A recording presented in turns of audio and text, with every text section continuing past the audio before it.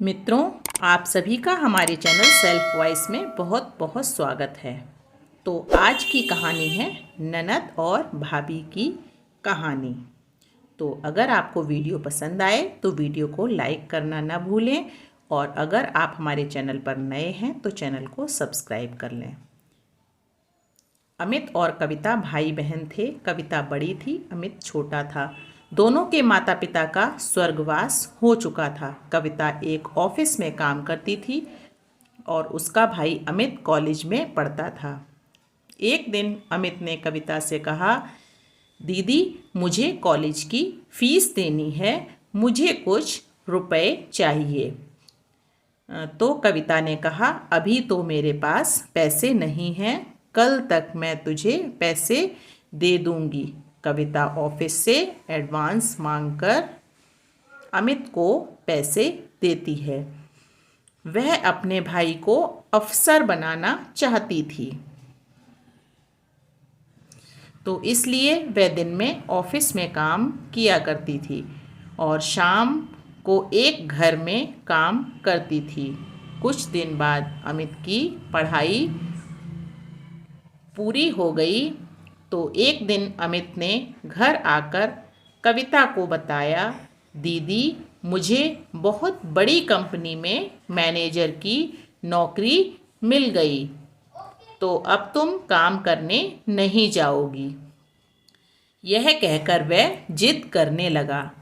हार कर कविता मान गई और उसने काम करना छोड़ दिया और अब वह केवल घर संभालती थी। ऐसे ही समय बीत रहा था। एक दिन अमित ने कहा, दीदी मैंने कुछ रुपए जोड़ लिए हैं, अब मैं आपकी शादी करना चाहता हूँ। यह सुनकर कविता ने कहा, नहीं भाई, इससे पहले मैं तेरी शादी करूँगी। जब घर संभालने वाली आ जाएगी तो मैं भी शादी कर लूँगी। तो कविता ने एक अच्छी सी लड़की देखकर अमित की शादी कर दी। अलका को भाभी के रूप में पाकर कविता बहुत खुश हो रही थी। धीरे धीरे अलका ने पूरा घर संभाल लिया। तीनों बहुत खुशी से रह रहे थे। तो दोस्तों, अगर आपको ये कहानी पसंद आ रही है तो वीडियो को लाइक करना बिल्कुल भी मत भूलिएगा। और कहानी बहुत ही इंटरेस्टिंग होती जा रही है। तीनों बहुत ही खुशी से रह रहे थे।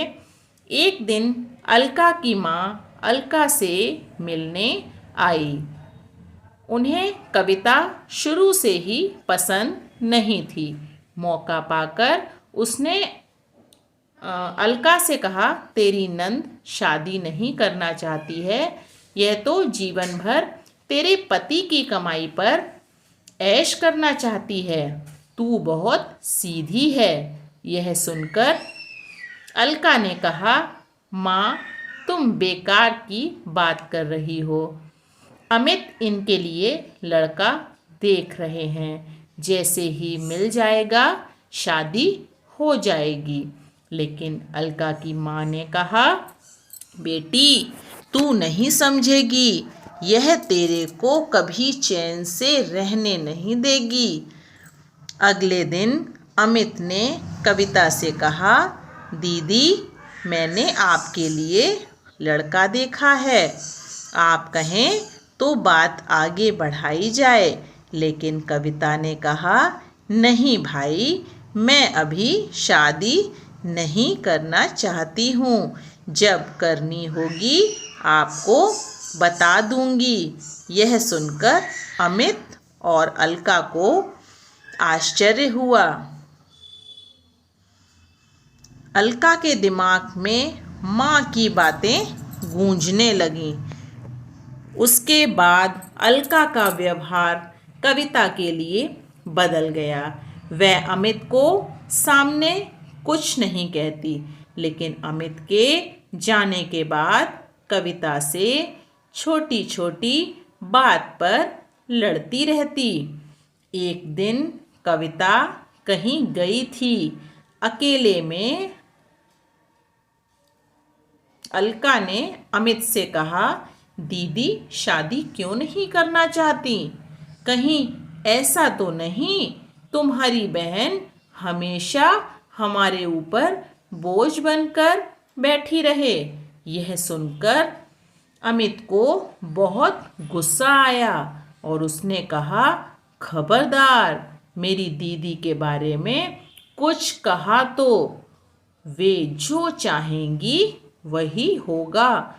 तुम्हें पता, उन्होंने अपना पूरा जीवन मुझे बड़ा आदमी बनाने में लगा दिया। अलका को समझ आ गया कि अमित उसकी बात कभी नहीं सुनेगा।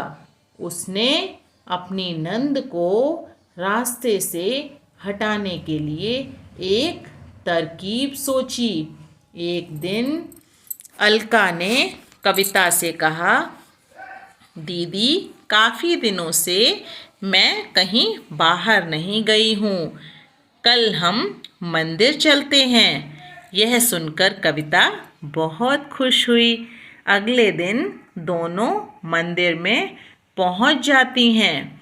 मंदिर में पूजा करने के बाद अलका कविता को प्रसाद देती है। तो अगर आपको ये स्टोरी पसंद आ रही है तो फिर से एक बार बोल रही हूँ, स्टोरी की वीडियो को लाइक करना मत भूलिएगा और चैनल को सब्सक्राइब कर लीजिए। उसने प्रसाद में कुछ मिला रखा था। प्रसाद खाकर कविता बेहोश हो जाती है। अलका उसे छोड़कर घर वापस आ जाती है। उसे लगता है जहर मिले प्रसाद से कुछ देर में कविता मर जाएगी। कुछ देर बाद कविता को होश आता है, लेकिन वह अपनी पिछली जिंदगी भूल गई। वह मंदिर में बैठकर रोने लगती है। शाम को जब अमित घर वापस आकर अलका से कविता के बारे में पूछता है तो अलका कहती है, दीदी तीर्थ यात्रा पर गई हैं, कुछ दिनों में वापस आ जाएंगी। तब अमित कहता है, दीदी मुझे बगैर बताए अचानक कैसे चली गई?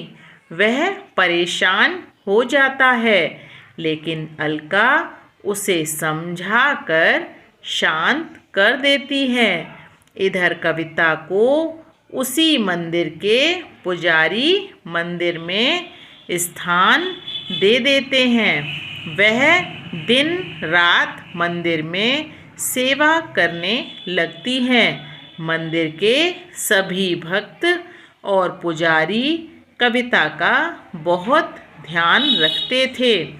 ऐसे ही समय बीत रहा था, लेकिन कविता को पिछला कुछ याद नहीं आ रहा था। कविता की आवाज़ सुनकर अमित चौंक गया।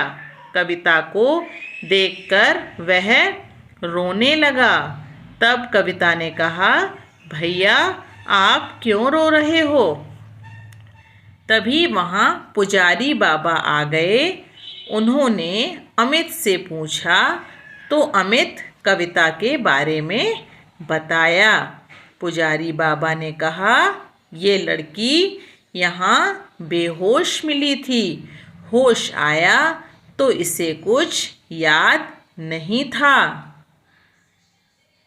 अच्छा हुआ तुम मिल गए, इसे अपने घर ले जाओ। भगवान ने चाहा तो वहाँ जाकर इसकी याददाश्त वापस आ जाएगी। अमित ने कविता को चलने के लिए कहा तो वह रोने लगी और जाने से मना कर दिया, लेकिन अमित जिद कर रहा था। तब कविता ने कहा, भाई मुझे सब कुछ याद है, लेकिन मैंने जानबूझकर नाटक किया ताकि तुम और भाभी मेरे बिना खुश रह सको।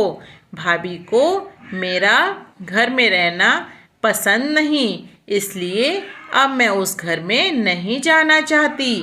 यह सुनकर अमित रोने लगा और कविता से बोला, दीदी अगर आप घर नहीं चलोगी तो मैं भी यहीं रहूँगा। उसकी बातें सुनकर कविता घर आने के लिए तैयार हो गई, लेकिन उसने अमित से कहा, मेरी एक शर्त है, तुम भाभी पर गुस्सा नहीं करोगे।